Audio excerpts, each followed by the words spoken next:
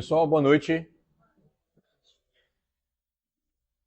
Começo de ano, 2025 aí, né? Já dividindo aqui nossos espaços, mas tem pouca gente ainda. Mas vamos lá, ver se o pessoal chega para iniciarmos. Mas vamos fazer a nossa prece para os trabalhos de hoje.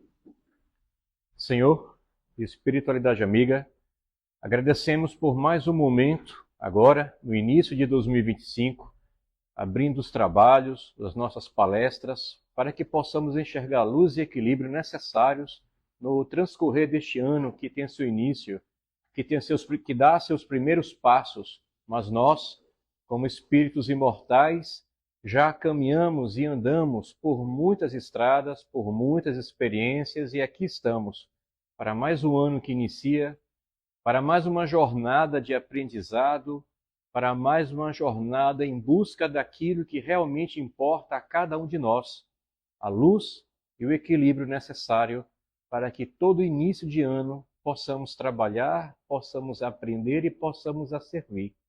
E abrir a porta para todos aqueles que batem, buscando abrigo, luz, uma fala amiga e a proteção necessária. Bom, vamos trabalhar então com o capítulo 8, se a vossa mão for motivo de escândalo, cortai-a. E é um texto bem afiado, bem complexo, que nós vamos tentar traduzi-lo e contextualizar na concepção do agora, do atual, tá? Esse texto, essa fala, traz justamente esta passagem de Mateus, onde ele diz o seguinte: se a vossa mão ou o vosso pé vos é objeto de escândalo, cortai-os e lançai-os longe de vós. Melhor será para vós que entreis na vida tendo um só pé, uma só mão, do que terdes os dois e seres lançados no fogo eterno. Se o vosso olho vos é objeto de escândalo, arrancai-o e lançai-o longe de vós. Melhor para vós será que entreis na vida tendo um só olho do que terdes dois e serdes precipitados no fogo do inferno. Só para entendermos aqui um pouco essa fala, porque é uma fala que à primeira vista dá medo. Primeiramente, o que vem a ser o tal do escândalo, né? Poxa, o que é o escândalo ser tão perigoso, tão mortal, a ponto de nós literalmente perdermos parte do nosso corpo no momento que entramos na vida? E eu coloquei entreis na vida de forma destacada aqui, porque ela se repete 2 vezes nessa passagem. E ele fala da mão, né? Ele fala do pé, da mão e do olho. São 3 partes do nosso corpo. E ele coloca 2 vezes entreis na vida. Essa passagem, eu não sei quanto a vocês, mas ela me parece muito apropriada quando nós enxergamos irmãos que nascem, crescem e trazem as suas deficiências. Eu não sei se dá para entender direitinho, mas existem pessoas que já nascem faltando partes. Não só partes visíveis, como também questões que estão relacionadas a comportamento, a capacidade de cognição. Existem várias áreas que muitas vezes, muitos indivíduos, muitos irmãos, como se fala, eles veem a vida, traz novamente consigo problemas que não estão escritos naquele momento. A ciência tradicional tenta, entre aspas, culpar a hereditariedade que vem por parte do pai, por parte da mãe, ou por parentes mais distantes, como tios, avós, e assim vai. Então, pessoas que já tiveram algum tipo de deficiência, por exemplo, ela poderá se repetir em situações específicas para os próximos que chegarão, né, os seus descendentes. E, na verdade, não é a ciência como nós conhecemos, a ciência puramente física, puramente materialista, que consegue realmente responder essas questões. Porque existem inúmeras famílias que não necessariamente trazem esses genes recessivos e apresentam lá os seus descendentes com determinadas questões que, quando eles olham para si e para os seus antepassados, não tem nenhum tipo de conformidade com aquilo ali. Às vezes trazem problemas psíquicos, mentais, problemas de membros que não cresceram, que faltam, mas que não tem necessariamente uma situação lá atrás, familiar, que consiga explicar. E mesmo que ocorra que tenha algum membro da família até mais passada que traga algum problema de formação congênita, tentar explicar exatamente o porquê, de que forma aquilo ocorre, ainda acredito eu que não existe uma explicação que possa ser chancelada, bater o martelo e falar, olha, isso acontece, A acontece por causa de B. Uma vez B aparecendo aqui, certamente A vai aparecer ali. Da mesma forma, existem situações opostas, onde famílias muito simples e humildes aparecem filhos geniais, verdadeiros gênios que falam idiomas, conseguem escrever, trabalhar com habilidades específicas que quando nós olhamos para os pais e às vezes até para os irmãos, eles não trazem aquelas mesmas habilidades. Então nós estamos falando de algo que está muito encortinado, nós não conseguimos enxergar, na verdade, muitos palmos além de nós. Por quê? Porque a resposta não está simplesmente na leitura da física, da ciência, do DNA. Você pode até encontrar uma certa relação, mas não dá para explicar literalmente e falar que estas condições, nestas ocasiões, acontecerá isto ou aquilo. Por que eu falo isso? Por causa dessas duas palavrinhas aqui, ou dessas duas falas, entreis na vida. É melhor perder do que entrar, ou seja, lendo rapidamente, se a vossa mão, o vosso pé vos é objeto de escândalo, cortai-os e lançai-os longe de vós, melhor será para que vós que entreis na vida sem o pé sua mão, para que não seja lançado no fogo eterno. Então, o que é entrar na vida? Representa voltar à vida, reencarnar. E muitas vezes, quando nós reencarnamos e trazemos alguma questão, algum flagelo, algum problema no nosso corpo, seja visível ou não, está diretamente relacionado a isso aqui. Imagina que em um momento específico eu usava meus braços e minhas mãos para matar as pessoas, para gerar castigos. Digamos que eu era uma pessoa, um responsável, um capataz por aplicar punições. Eu pegava o chicote, eu pegava a espada, pegava, outros objetos que era para praticar tortura, e de acordo com o meu chefe ou a lei maior daquela época dizia, eu tinha que torturar aquelas pessoas. Então eu começava a torturar, mas chegava a um certo ponto, exemplo, que eu começava a gostar daquilo. Eu via a ficha da pessoa, via que tinha lá vários crimes cometidos, e quanto maiores eram os crimes, hipoteticamente, tá?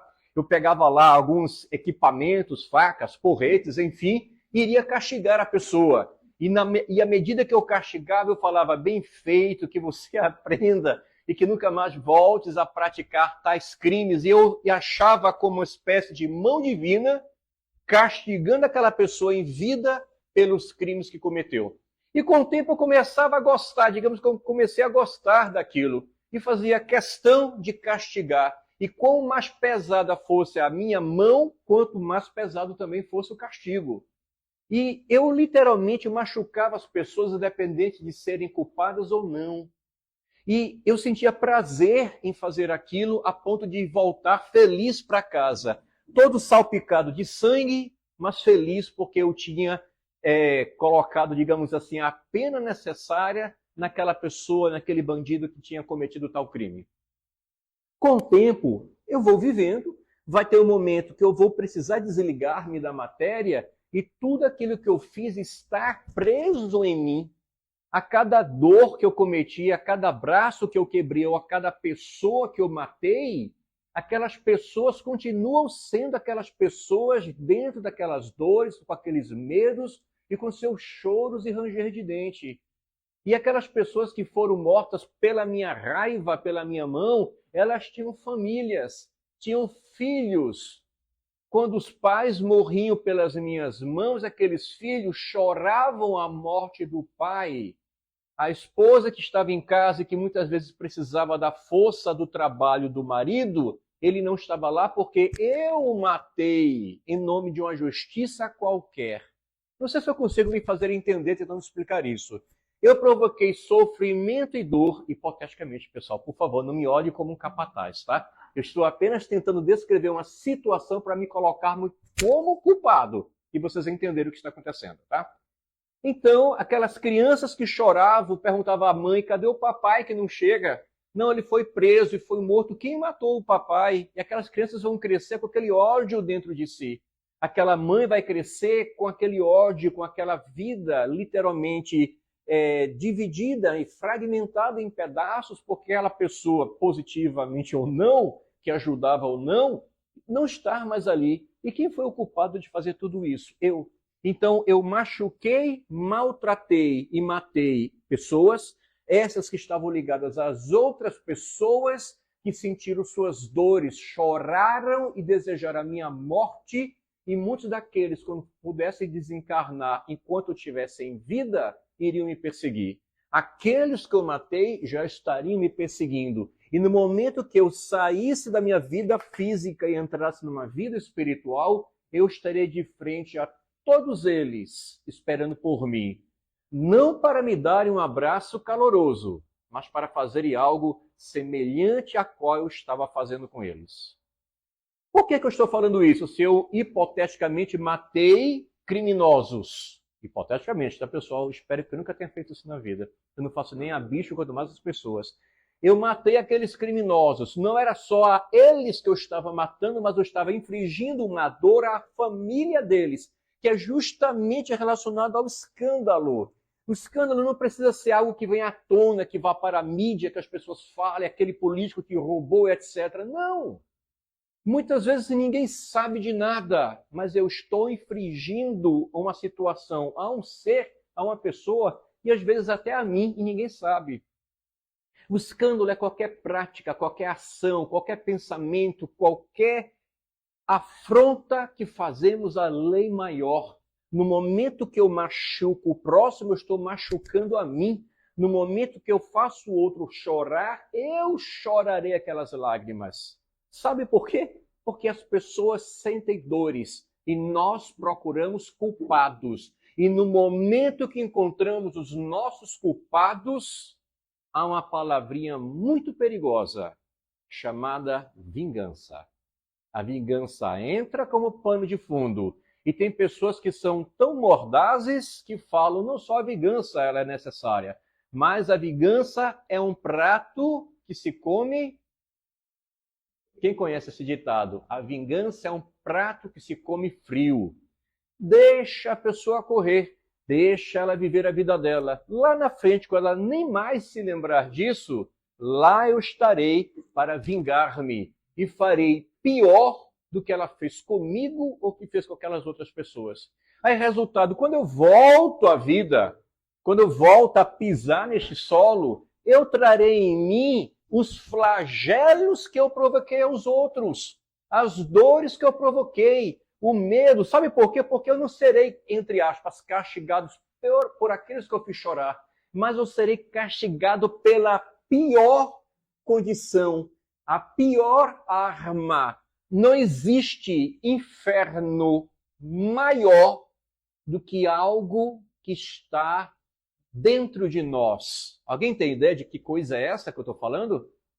Toda noite, quando vocês dormem, quando vocês colocam a cabeça no travesseiro, é ela que vem acariciar a sua cabeça. Quem é esta ela? Consciência. Perfeito. É a consciência que bate. É a consciência que vai me cortar. É a consciência que vai me cobrar tudo o que eu fiz. Quando eu cometo um crime hoje em dia, eu vou pagar a um advogado para ele me livrar, tirar a causa de mim e falar que eu sou um cidadão inocente. Eu posso matar, eu posso roubar, eu posso desviar milhões, eu vou ter um grupo de advogados que vai dizer que eu sou inocente, que eu não sabia. E eu posso até ser inocentado e andar de peito aberto, mas toda vez que eu for deitar na minha cama para tirar uma soneca, a verdade vem através da minha consciência. E preste atenção, não há um único advogado que livrará você do teu maior juiz, chamado consciência. Isso, me desculpa, é para enlouquecer qualquer um bandido, de colarinho ou não, hoje em dia, que entra na doutrina, começa a entender dessa doutrina, vê uma coisa dessa, vai dizer, vixe Maria, cruz credo. Eu não quero nem saber disso, para mim isso é tudo coisa de macumba. Não existe, não é verdade. Vou continuar nos meus vícios, na minha vida. O que representa isso? Uma forma de negacionismo. Eu nego aquilo que é por não precisar mudar. E muitas vezes eu não quero mudar por medo. Sabe por quê? Porque se eu olhar a minha verdadeira face de frente para um espelho, eu vou gritar de pavor. Tira esse espelho da minha frente. Eu sou lindo. Pronto. Então, quando ele fala em três na vida, sem este ou aquele órgão, sem aquele equilíbrio mental, é porque quando nós entramos na vida, a lei que tem nesse texto já foi aplicada. Sem o olho, sem o braço, com a perna ruim, com a minha cabeça ruim, foi devido à situação de outrora que eu fiz, que a minha consciência grita para mim a ponto de plasmar no meu perispírito aquela dor, aquela deficiência, aquele medo tamanho que aquilo vai para o corpo físico. E só depois de muito tempo que a gente consegue reorganizar isso. Nossa, que tema complexo para começar o ano de 2025, né, pessoal? Mas tem coisas boas, vamos lá. O que significa escândalo? Bora lá, rapidinho. Fato ou acontecimento que ofende as normas de conduta moral, cultural ou questões legalmente vigentes, abalando a opinião pública. Também é o ato que pode induzir outrem ao mal, ao erro, ato que fere o pudor, os sentimentos religiosos. Se vocês observarem hoje em dia, levanta a bandeira do Cristo, fala em Cristo, as pessoas vão rir e vão apontar para vocês, e vão zombar de vocês. Existem locais que você falar do Cristo, entrar com a camisa do Cristo, eles vão começar a fazer piada de vocês, por causa disso. Indignação produzida por mau exemplo, por ofensas, injúria, desordem, tumulto, alvoroço, vergonha, etc. Isso tudo representa a temática principal dessa nossa fala de hoje. Mas vejam, tudo na vida não dá para ver muito bem, mas aqui tem várias chaves. E a mão está escolhendo esta aqui. A questão é, a vida se move conforme nossas escolhas, incluindo as consequências positivas ou negativas. Nós escolhemos.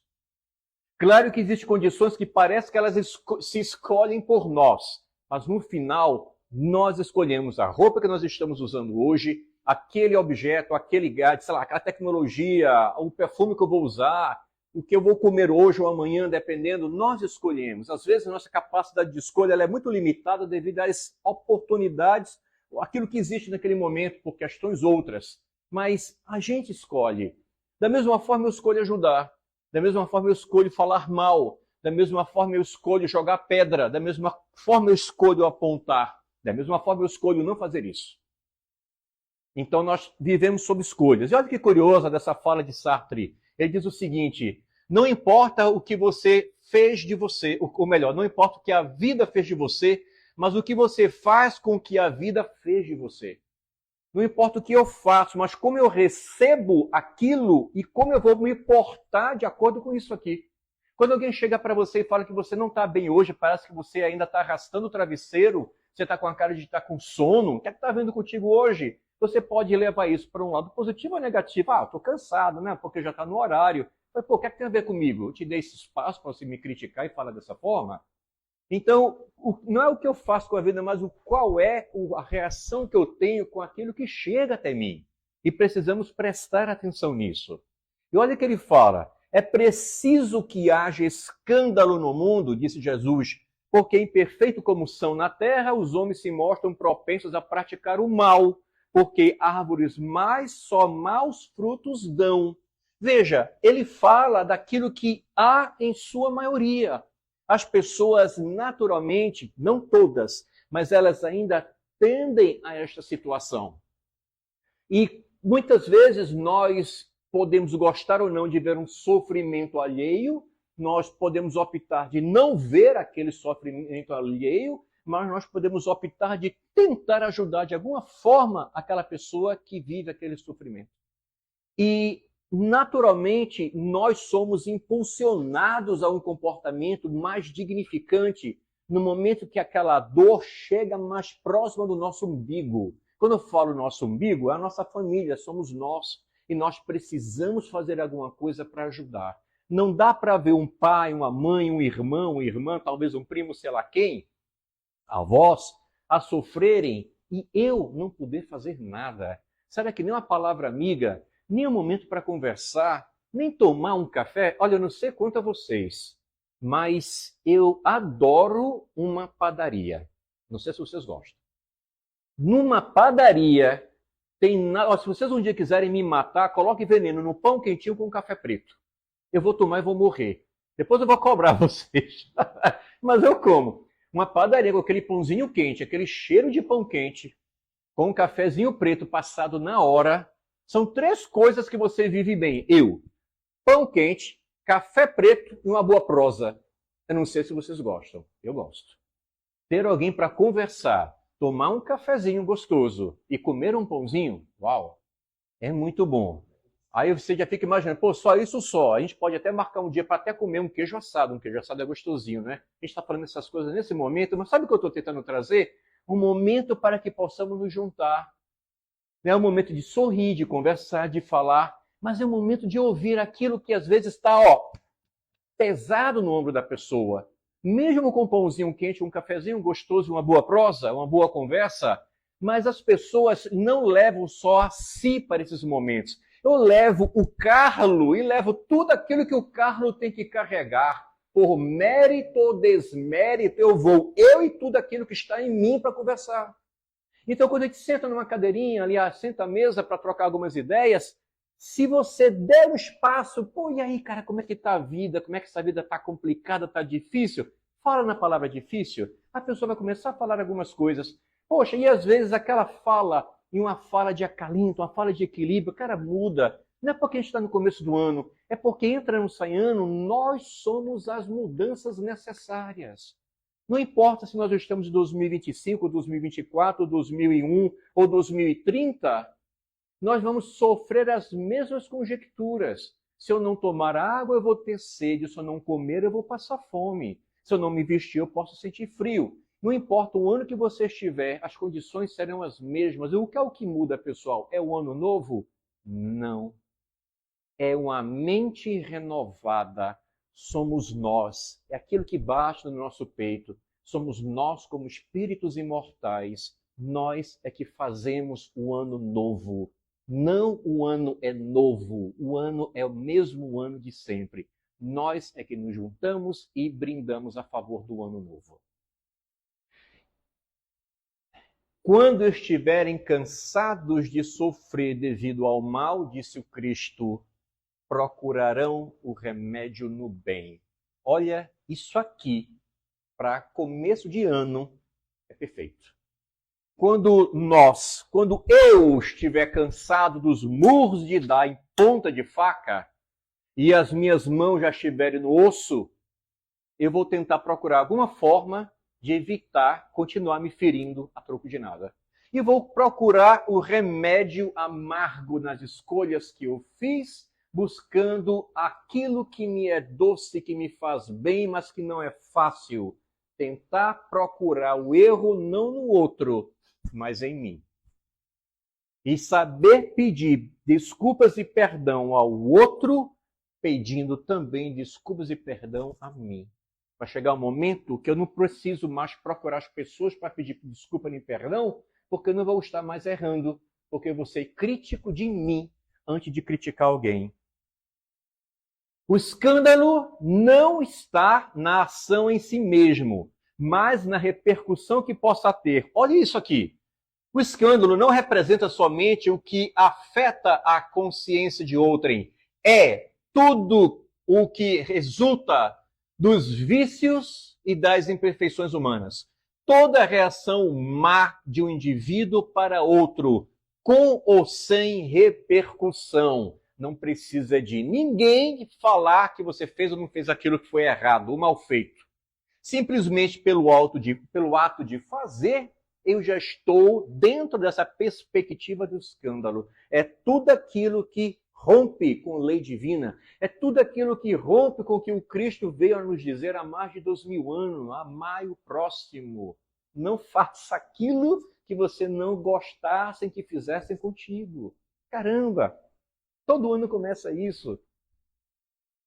E todo ano, não sei quanto a vocês, mas todo ano, antigamente, eu comprava uma agenda. E como nós estamos começando o ano, eu queria trazer uma agenda fictícia para vocês, a Agenda 2025. Mas nessa agenda ela tem páginas. Eu vou contar uma historiazinha aqui para vocês, as consequências e o porquê que é tão complexo esta relação que nós temos consigo mesmo e com os próximos. Mas que nós podemos sim fazer a diferença e modificar tudo isso. A coisa mais fácil que existe é querer mudar, mas o mais difícil é dar o primeiro passo rumo a essa mudança. Vamos entender, passando página por página dessa história aqui, tá? Olha o que o Cristo fala. É necessário que o escândalo venha, porque, estando em expiação na terra, os homens se punem a si mesmos pelo contato de seus vícios, cujas primeiras vítimas são eles próprios, cujos inconvenientes acabam por compreender, mas cedo ou mais tarde todos vão aprender e vão tomar o fel amargo. Isso é o pleonasmo, né? Mas enfim, eu quero ser um pouco mais assim expressivo. Vão aprender através do fel amargo que desce sobre sua boca a ação negativa que eles fizeram consigo e com os próximos. Vamos imaginar 3 pessoas. E essas 3 pessoas estão conversando tranquilamente ao olhando assim à primeira vista, mas não estão. Na verdade, essas pessoas estão conversando, esses dois aqui, com esse indivíduo aqui no meio, eles estão falando de coisas que todos nós temos, problemas, dificuldades e medos. Mas existem soluções para isso. Existem coisas como amigos, recreação e aceitação. Para tudo existe um problema, para tudo existe uma solução. Pô, por que você está focando em problema? Cara, vem para a solução. Aí esse cara aqui do canto descobre algo mágico que pode melhorar os seus problemas. Com isso aqui, você vai resolver seus problemas, dificuldades, vão ficar desse tamanhozinho assim, ó. E medos, você vai ser a pessoa mais corajosa do mundo. Quem quer ser mais corajoso aqui? Quem quer perder medo? Quem quer fazer com que os seus problemas, por maiores que sejam, fiquem pequenininhos? Querem fazer isso? Eu tenho uma solução para vocês. Eu tenho alguns produtos aqui em mãos que eu vou deixar vocês tranquilos. Eu vou devolver a vida, vou devolver o equilíbrio e detalhe, você vai se tornar uma pessoa muito melhor. É assim que eles vendem aquilo que menos presta. Aquilo que te coloca no fundo do poço. Drogas.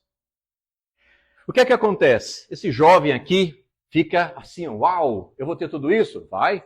Aí tem o rapaz aqui falando, tem aquela moça ali tentando convencer aquela pessoa. Olha o escândalo começando. Ou melhor, olha o escândalo já ocorrendo. Não precisa estar na mídia. Só está entre esses 3 aqui encarnados até agora, tá? Passando aqui a página, o que é que acontece? Com o passar do tempo, o rapaz se afunda dia a dia conforme surgem tantos os problemas, que os problemas não reduzem, os problemas aumentam de tamanho e se multiplicam em números, tá? Ou seja, os problemas da vida vão se aprofundando, o vício vai aumentando, provocando os chamados pico de doses ou overdose. E está lá aquele rapaz já envelhecido, deitado em um colchão, sem condições sequer de ficar de pé, devido à quantidade de soluções postas para que ele possa viver melhor. O que é que acontece com uma situação como essa? Dependendo e naturalmente há um desencarne. O espírito dessa pessoa sai do corpo, deixando o corpo literalmente estragado em relação ao consumo de produtos químicos. Se essa pessoa aqui, ou melhor, se esse corpo pudesse ser aberto para que os seus órgãos pudessem ser doados, não pode. Estão todos estragados, deteriorados pelo uso de produtos químicos. Quaisquer que sejam. Incorrendo no desencarne antes do programado, ou seja, antes de situações que a pessoa precisaria vivenciar no transcurso atual da vida. Digamos que essa pessoa aqui precisasse viver por 80 anos, e aqui ele desencarna, digamos, aos 50 anos. E os 30 anos vão para onde? Não vão desaparecer. Ele precisaria passar por tantas situações em 30 anos ou ao longo de 30 anos que isso vai precisar ser vivenciado. Resultado, isto gerará consequências tão funestas e tão destruidoras para ele, ou digo, não é nem mais para ele, é para ele aqui, porque ele já está em espírito, que se ele tivesse situação ou ciência disso, ele não teria feito essas coisas. Conforme ocorre o desencarne provocado pelo vício, o espírito permanece em uma situação de agonia e desespero diante da nova realidade construída por ele mesmo. Ele vai estar numa situação hipoteticamente desesperado. No momento onde eu fecho os meus olhos e abro, cadê as pessoas que eu conheço? Cadê o traficante que eu quero consumir um pouco da droga? Cadê meu cartão? Cadê meu dinheiro que não está mais comigo? Que roupas é essa onde eu estou? Que lamaçal é esse? Que bando de loucos são esses aqui que eu não conheço, que estão chegando perto de mim? O que está acontecendo comigo? O que é isso? Eu estou vivo, estou me vendo aqui, eu não morri. E realmente ele não morreu. Ele trocou de ambiente, saiu do físico para o espiritual. Não existe morte. Pô, se eu não morri, o que é que eu estou fazendo aqui? Que pessoas são essas? Que mau cheiro é esse? Eu estou com fome, eu quero comer alguma coisa. Cadê a droga que eu preciso para me deixar mais equilibrado? Eu vou começar a bater em todo mundo e sair correndo como louco. Isso se repete dia após dia, dia após dia, dia após dia. Ele sai caindo na real, percebendo que alguma coisa mudou. Cadê as pessoas que ele conhece? As pessoas não falam mais com ele não consegue mais pegar o ônibus. Quando pega, não deixa na parada. Ele pede para parar o ônibus não para. O que é que está vendo? Por que ninguém está mais me atendendo? Que história é essa? Aí começa uma espécie de loucura. Por quê? Porque ele não sabe o que está acontecendo. Com o tempo, ele vai começar a se tornar cada vez mais agressivo e precisando, necessitado das suas drogas. Nesse momento aparecem os chamados obsessores, também espíritos do lado de lá, e vão chegar mais ou menos assim. Ô amigo, vem cá, bom dia, boa tarde, boa noite. O que é que está acontecendo contigo, rapaz? Não, meu, que está acontecendo uma loucura, acho que está todo mundo louco, eu não sei mais o que é que se faz. Eu estava em momento esse lá, perto de casa, pô, estava no meu baseado lá, porque o STF liberou, eu estou fumando maconha porque eu gosto, porque agora é por lei, todo mundo tem que me obedecer, ninguém pode me prender. Aí, resultado, de repente eu estava lá na paz com meu cigarro, meu irmão. Desculpa que eu estou tentando representar, tá, pessoal? Eu estou lá na paz, lá, e de repente some tudo, tudo fica diferente, eu não sei mais, essas roupas não são minhas. O que é que está acontecendo, meu amigo? Tu tens aí um baseado para me deixar mais tranquilo, que a minha cabeça está noiada. O cara, vem cá, eu vou te ajudar. Mas vem cá, tu vai fazer o seguinte, eu vou te ensinar uma técnica nova. Tu não vai poder fumar mais não, meu irmão. Agora tu vai fumar de uma forma diferente. Tu vai se aproximar daquele cara ali que está fumando, tá vendo? Chega perto dele, mas o cara vai se assustar comigo. Chega não, chega perto, chega de trás ou por trás dele. Fica paradinho, fecha os olhos e ó... Presta atenção que você vai ter os mesmos benefícios. O cara chega lá e, meu irmão, é mesmo. Eu estou sentindo a mesma nice, a mesma vibração. Como é que vocês fazem isso? Calma. Gostou? Gostou. Agora tem um detalhe. Você não pode ficar perto desse cara não, que ele já tem dono. Como assim já tem dono? Já, ali, ó. Aquele cara ali já está perto dele para fumar junto com ele. E o meu caso aqui? Calma, calma. Nós vamos resolver o teu problema. Agora tu vai ter que trabalhar para a gente, meu irmão. Bora fazer parte do time, pô, ter uma família junto, bora fazer uma tatuagem aqui, ó. Nós dois, nós três aqui. Vai todo mundo ser tatuado, todo mundo junto, pra estar aqui, ó, fumando igual. Aí eu tenho que fazer o seguinte, eu tenho com os problemas que eu tenho que resolver. Eu faço como? Eu vou te dizer. Você vai chegar perto daquela pessoa, vai pensar coisa ruim, vai fazer com que a pessoa queira beber, queira fumar, para que você também comece a ganhar alguma coisa. Pô, mas lá... Há um tempo desse, eu pagava no cartão, roubava, furtava. Vocês não querem isso mais? Não, não, isso é besteira. Aqui não precisa dessas coisas, não. Ninguém quer dinheiro aqui, não. A gente quer o teu serviço, quer o teu favor. Quer ou não quer trabalhar com a gente? Bora, pô, ficar junto? Eu te ajudo, tu me ajudas. É assim. Não é muitas vezes como aparece em Hollywood, não. Aquelas figuras fantasmagóricas, fazendo assim, nada. Eles chegam para acalentar, chegam quase para botar no colo e fazendo carinho na cabeça. Mais ou menos assim. O que é que ele está fazendo? Cooptando aquele indivíduo para que ele faça parte de um grupo, de uma falange de espíritos, das piores ações possíveis. Ele vai se sentir enturmado, aceito, acolhido e vai defender o grupo a todo custo. E vai fazer as piores ações. Acreditem. Não ficaram com medo de mim não, né? Vocês perceberam que eu fiz só uma encenação, tá? Só para tentar dar um pouco de dramaticidade nessa situação. Tormentos causados pela privação de substâncias tóxicas e obsessões variadas conduzem o espírito à loucura. E eles aceitam qualquer um que chegue por migalhas, me cá que eu te ajudo, para tentar dar uma paz de espírito ao espírito. Trocadilho rápido, tá? Bora lá. Mudando aqui a página, fazendo com que impulsos gerados pelos vícios ao longo da vida encarnada conduzem o espírito em busca de atender às suas privações. E o que é que isso provoca, pessoal? Quadros obsessivos diversos. Não do espírito consigo, mas dele para aqueles outros que os comparsas pedem. Vem cá, tu vais em tal canto agora, tem um cara lá que enche o saco, ele está dando problema para minha irmãzinha. Eu quero que você chegue lá e mude lá a ideia do cara. Eu quero que você chegue lá para conversar. Vai conversar. Pô, como é que eu vou conversar? Você não vai bater papo, não. Você vai chegar do ladinho dele e vai ficar pensando, conversando mentalmente com a pessoa. Ela vai lhe ouvir aos poucos, principalmente quando estiver dormindo. Mas aquele cara gosta de beber. Quando ele apagar, você chega perto, ó, e começa, mas conversa com o cara. Fala que a vida tá ruim. Pô, tem tanta coisa que ele pode resolver o problema dele. Na cozinha tem faca, pô, tem tanta coisa que ele resolve rápido, sem dor. Fale que ele precisa se livrar dos problemas dele, se isso é indução a suicídio. Pô, faz isso, pô. Se você fizer isso, você está ajudando a minha irmãzinha. A mim tem nada de irmãzinha.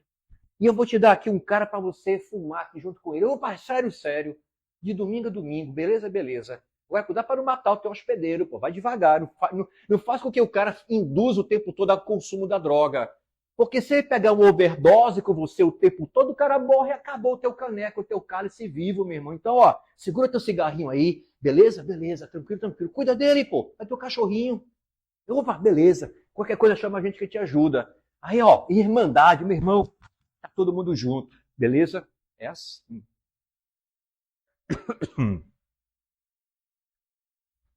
Obsessões surgem e se instalam em indivíduos que trazem a mesma a fraqueza moral. Suscetível ao consumo de drogas diversas, gerando uma espécie de ciclo vicioso entre mundos. Preste atenção nisso. Chega o momento da pessoa literalmente ser como títaras, ou seja, alguém que fica lá como um boneco de cordas, e ela fica literalmente controlando vocês. E quando você se encontra numa situação dessa, é como se você perdesse a sua personalidade, a sua individualidade. E você se move em direção a questões onde o vício apontar, onde a tua equipe, os teus comparsas espirituais te colocarem. E você vai se moldando, vai se movimentando para tudo isso. Veja só, eu pensei em água e eu venho aqui, opa, obrigado. E veio alguém trazendo água aqui, que eu estava tossindo já. Pensa que é fácil imitar o obsessor, é difícil. Ótimo. Vamos lá, continuando aqui. Mundo físico e mundo espiritual. Duas folhas, duas páginas. Vamos colocar o físico para um lado, o espiritual. Vamos entender como é que funciona a relação entre esses dois. Pelo menos nesse contexto que eu estou explicando para vocês. Lembra das três figurinhas? Os dois ali, o casal tentando convencer aquela pessoa a largar os problemas e tomar uma atitude de homem responsável e buscar a solução para todos os seus problemas, que é justamente o começo para todos os problemas. Então, o que é que acontece? Ele leva a droga, em troca disso, o que é que ele quer? Eles querem dinheiro. O cara do meio, imaginando que isso vai ser muito bom, ele só está pensando como é que eu vou pagar. Vou usar cartão de crédito, vou pagar Pix, vou usar o quê? Quando isso aqui acabar, ele vai precisar de outras fontes para continuar alimentando o vício. Ah, vai para furtos, pequenos delitos e por aí vai. Até maiores. No mundo espiritual, como é que funciona? Preste atenção nisso. Quando uma pessoa ela eu não digo resolve, mas quando ela cai na teia funesta de drogas, quando eu falo drogas, é desde o álcool, cigarro, maconha, drogas químicas pesadas e por aí vai. Não existe uma droga pior ou menos pior. Todas elas provocam o vício. Vício está diretamente ligado à redução da tua capacidade de vida. Reduzir a capacidade de vida, você está abreviando a tua permanência neste planeta. No momento que eu abrevio a minha permanência, eu estou reduzindo o meu tempo de vida, eu estou me desconectando do corpo, porque eu estou, por vontade própria, me matando. Quando eu separo do corpo, meu espírito sai desse meu corpinho aqui, eu provoquei o meu suicídio de forma passiva. Aos poucos eu fui me matando, sabendo e tendo consciência que este meu comportamento, mais cedo ou mais tarde, me faria isso. Alguém já viu alguém viciado vivendo aos 90, 100 anos? Levanta a mão. Ninguém nunca viu assim, aquele velhinho, me dá meu cigarro de maconha que o STF disse que eu posso fumar. Alguém já viu isso? Não! E não vai ter, porque todos serão abreviados pelas próprias escolhas. São suicidas passivos. E nós que temos essa compreensão precisamos conversar. Da mesma forma que esses comparsas espirituais fazem da modalidade negativa, nós precisamos entrar de forma positiva para tentar salvá-lo, salvá-la. Não dá para fazer isso e ficar, vai se lascar, vê. Não, eu tenho que ir lá e fazer. Eu erro quando eu faço o errado e erro quando deixo de fazer o certo. Só há um caminho para o caminho de luz. Não existem outros caminhos. Desculpa, eu estou falando de uma forma tão incisiva, é porque é para que todos nós possamos ouvir. Os que estão aqui e os que estão aqui na outra modalidade. Que às vezes os que estão aqui na outra modalidade estão muitas vezes fazendo isso. Acham que estão enturmados, acham que são muito bem avaliados e estão justamente nesse amor, meu time, a minha vida, são os meus companheiros, eu tenho que defendê-los. Não! Quebre esta conexão, corte isso quanto antes. E em vez de matar as pessoas, faça como Cristo ensinou, pescadores de almas, vá salvar. Mas para isso exige muitas coisas. Talvez a primeira delas, redução do teu vício, para acabar com tudo que é de vício. Eu só posso curar de curativos aquela pessoa quando eu estiver com as minhas mãos limpas, porque se as minhas mãos estiverem sujas, eu vou infeccionar aquele corte. Vai ser pior. Eu primeiro lavo minhas mãos para depois aplicar o curativo. É uma regra natural da vida. O que é que acontece aqui? Este era uma pessoa que estava lá, encarnada. Ele começou a usar drogas. Mas ele veio para o mundo espiritual, abreviou sua existência. Existem outros aqui que já entendem da situação e fazem com que ele fique obsidiando os outros. Porque esse, para ter a droga, precisa pagar. Este, para ter a droga, preste atenção nisso. A droga deste é isso aqui. Dá para ver esse potinho aqui, que eu estou bem no meio do negócio. Dá para ver direitinho? Tá? Beleza. A droga desse cara aqui, sabe qual é? Não é isso. É esse cara aqui. Ele não vai procurar isso. Ele vai procurar quem usa isso. Tá claro que eu estou explicando aqui para vocês? Eu vou absorver os fluidos dele que fuma e consome essa droga. Então eu não vou fumar isso. Eu não vou cheirar isto. Eu vou estar perto desse cara que ele é usuário disso. Então, a droga para quem está encarnado é a própria droga. Para quem está desencarnado é o usuário da droga. É a minha droga. Pois é.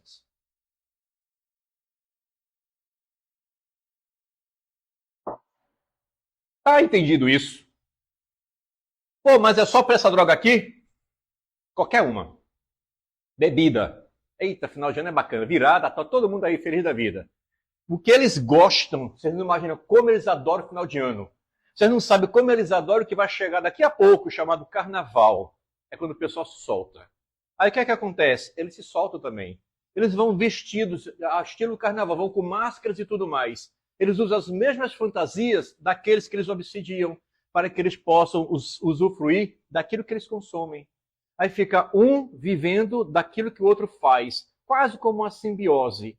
Aí, resultado, esse cara, para poder ter a droga, ele tem que fazer com que esses aqui influenciem esse. Quanto mais usuário de droga eu tiver hoje aqui, mais espíritos poderão se deleitar sobre essas pessoas. É o chamado vampirismo espiritual. Aí, resultado, quando esses aqui são coordenados por esses e por esses aqui, fazendo com que esse consiga cada vez mais abrir mercado. Sabe o que é abrir mercado? Fazer com que pessoas se viciem. Quanto mais viciados são, mais espíritos estão lá. Esses vão querer dinheiro, esses vão querer o quê? Favores. Esse mostra onde tem um. Para que esse cara chegue lá, ele vai ter que pagar a ele. Não esse dinheiro aqui, mas favores. Lembra daquele exemplo? Pô, tem um cara lá que está mexendo com a minha irmãzinha, eu quero que você lá ajude a minha irmãzinha. Chega lá, começa a conversar com o cara. Ele vai beber hoje, final de semana, ele vai cair desmaiado na cama. Chega lá, senta do lado dele e começa, falar algumas coisinhas para ele mudar, mas não pro bem. Fala para ele, acabar com a vida, se embora, faz qualquer coisa, beleza? Se você conseguir, eu te dou um novinho aqui, para você ficar usando e conduzindo as drogas. É assim. Então, existe uma espécie de fluxo entre ambiente físico e espiritual, fazendo isso. Um tentando aliciar traficantes para que estes façam o vício ocorrer. Esses vão precisar disso e esses vão estar para cá. Quando esse carinha aqui desencarna, ele vem para cá precisando atender os mesmos vícios. Quando ele chega aqui, tem um espertalhão, chefe do mando, que chega e fala, vem cá, tá ruim, não tá? Quer que eu te ajude? Não, quanto é que eu vou te pagar? Pô, eu não tenho nada, me roubaram tudo, não tenho dinheiro, não tenho cartão, não tenho nada, nem meu celular tá aqui comigo, o cara mal sabe que desencarnou. Não, pai, relaxa. Eu não quero dinheiro teu não, eu quero que você me ajude, eu quero que você trabalhe para mim. Eu não vou te pagar não, mas vou te dar aqui alguns caras para você estar perto, vou te mostrar algumas técnicas para você aprender a consumir essas drogas sem mexer na droga. Relaxa que vai dar tudo certo. Aí pronto. É uma espécie de conexão, de aderência, eles vão junto. Eu consumo a droga aqui, depois de morto, que não existe a morte, né? Vou consumir a droga aqui. É este ciclo que ocorre. Aqui eu pago por ela, aqui eu pago por meio de serviços. E é assim que esta pouca vergonha acontece. E tudo isso por causa do Cristo, porque eles não conhecem o Cristo. Ouviram falar, mas nunca entenderam. O cristão vampirizando, drogado, pode levar uma mãe ou um pai a suicidar? Principalmente quando esses não gostam, por vidas anteriores, daquela mãe, daquele pai. Pega aquele fruto que é o mais pobrezinho, que é o filho ou a filha, para que este gere desequilíbrios e para que esses se deixem culpados. Isso. Preste atenção. Preste atenção. Isso não é uma via sem conexão, não é uma ponte que caiu, não é o fim da vida. Da mesma forma que eles querem acabar com os pais através dos filhos, quem enxerga, a senhora que me fez essa pergunta, tem esta capacidade de enxergar. Se você fez a pergunta, porque você entende. Está apenas querendo colocar os pingos nos is. Aí botou, entendeu? Quando você olha enxergar, vir essa situação, procure trabalhar de forma oposta. Devagar. Vai pela beirada, pela parte mais distante, trocando ideia, conversando, tentando mostrar que mesmo os filhos naquelas condições, você como mãe, como pai, tem muito mais força aqui do que como espírito. A sua presença como mãe aqui, tu poderás pegar o teu filho e a tua filha, amarra e tentar tirar as situações específicas. Você ainda vai poder abraçá-lo, beijá-la. Você poderá acariciá-lo, acariciá-la, porque ainda tens matéria para tocar a matéria. Imagina uma mãe, um pai que se deixa levar, se perde na vida, sai da vida e descobre que ele não saiu da vida. Apenas trocou de posição. Eu estava assim, agora eu estou assim, troquei de posição. E eu quero afagar o meu filho, a minha filha. Cadê o meu filho que as minhas mãos passam por entre ele e ela? Eu não posso chorar sequer, porque eu não tenho lágrimas que caem dos meus olhos. Já imaginou como isso é duro? Portanto, não desiste.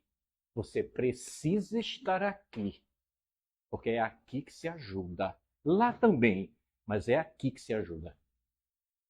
Não entrar na vibe dele. Nunca. Isso é o chamado ciclo vicioso entre mundos. E só quem pode cortar você. É você. É você. É cada um de nós. Por mais que tenham leis que digam fume, a palavrinha do hoje é recreação. Você pode consumir tudo de forma recreativa. Não!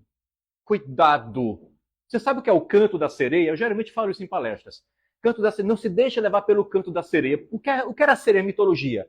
A sereia era aquele ser, meio homem, mulher e peixe, que lá fazia o que os navios, né, os marinheiros se jogassem. Era aquela voz melodiosa, aquela música bonita, que fazia com que aquelas pessoas que estavam lá nos navios ficassem meio que embriagados. Que beleza é essa? Que voz é essa? Que meiguice é essa? E a voz está ali na água. E eles eram o quê? Movimentados por eles mesmos até buscar aquela voz que parecia ser o próprio. Caramba, eu me sinto bem, me sinto bacana, é aquilo bacana que me protege, eu quero aquilo. Aí aqueles marinheiros se jogavam no mar para poder ter a voz. O que é que as sereias faziam? Pegava, levava para o fundo do mar e matavam todos eles afogados. O canto da sereia é quando você tem poderes específicos, de direitos ou não, que falam que você tem direito a fazer isso ou aquilo, eu estou acobertado pela lei. Olha o canto da sereia. Agora eu vou consumir o que eu quero. E ninguém vai poder mexer comigo, porque eu posso chamar a polícia para lhe prender, porque você está me recriminando, porque não pode mais fazer isso. Este é o canto da sereia, onde eu acho que eu estou sendo protegido. Não. Existe canto das sereias em diversos locais, em diversas posições, em diversas empresas e em diversas esferas governamentais. Cuidado para não se deixar levar pelos cantos das sereias. Existem assim, querendo acabar com a tua vida. Eles principalmente, porque eles precisam que você pare de ajudar o seu filho, a sua filha, para que eles tomem conta deles. Não faça isso. Não desista daquilo que é mais precioso do que muitas coisas que você tem. É por eles que você precisa ajudar. Nunca desista. Rapidamente, bora lá, rapidinho. Reflexões acerca das páginas da vida. Eu botei esses 2 livrinhos velhos. Porque eu acho que não tem ninguém muito novo, não, né? Aí as páginas estão meio que amareladas, tá certo? Para lá, preste atenção. Reflexões. Quando abrirmos um livro, nos deparamos sempre com 2 páginas. Cada uma delas nos dá informações necessárias para compreender o contexto do livro. Aquilo que você está lendo, não importa o quê. Ao virarmos uma página, conforme damos seguimento à leitura, trazemos o futuro para a vida presente, ou seja, a leitura para o momento atual. Quando eu viro uma página, não sei o que tem nela. Quando eu começo a ler a página, eu começo a entender o que é que ela está dizendo. Aquilo que está encoberto no momento que eu leio, eu tenho condições de enxergar e entender, agora eu estou entendendo. Eu posso até dizer que o assunto da próxima página vai versar sobre isso ou sobre aquilo, mas eu só vou saber quando eu virar a página e começar a lê-la. Preste atenção. Cada página que viramos tem os traços das páginas anteriores e as perspectivas para as sucessoras. Eu vejo, de certa forma, aquilo que aconteceu, que está acontecendo agora e provavelmente que vai dar. Se você tiver uma capacidade mínima, provavelmente esse personagem aqui vai fazer isso ou aquilo. Aí você chega lá e vai descobrir. Semelhante ao livro, as nossas páginas são escritas através das nossas escolhas. As nossas escolhas representam a tinta com que escrevemos a nossa história. Já as nossas ações representam a caneta que escreve com a tinta da nossa vida. Preste atenção nisso. Só com a vivência e sabedoria da vida é que iniciaremos uma nova escrita, uma nova história. A página está em branco. Somos nós que vamos escrever a nossa vida. Ninguém mais. Para todas essas histórias que ainda iremos viver, se faz necessário um coautor. É essencial a trajetória individual do livro da vida de cada um de vocês. Sabe o que é um coautor? Aquela pessoa que te ajuda a escrever, que está junto. A coautoria é responsável por complementar o que passou despercebido pelo autor, participando efetivamente da obra. Não escreve, mas te ajuda a escrever. Porém, o coautor não modifica o texto, nem as ideias, nem os objetivos do autor. Ou seja, o autor continua com a liberdade total para continuar a sua própria obra. Ninguém vai fazer por você, é você que faz. Precisamos convidar o Cristo para nossas páginas da vida, colocá-lo como coautor responsável pelas observações necessárias que precisam ser ditas. Principalmente ao iniciar de mais um ciclo, de mais um ano como este, 2025, com desafios direcionados a cada um conforme a sua história de vida.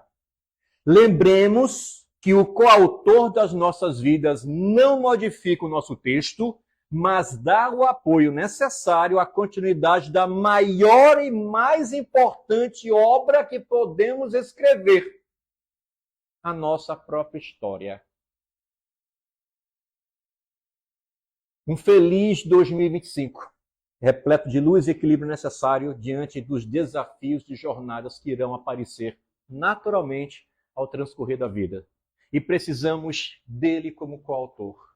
Se toda aquela encenação que eu fiz, se todos aqueles personagens que eu coloquei, se algum deles, apenas um, tivesse o Cristo como coautor da sua vida, encarnado ou desencarnado, não importa, a situação não iria acontecer como aquela.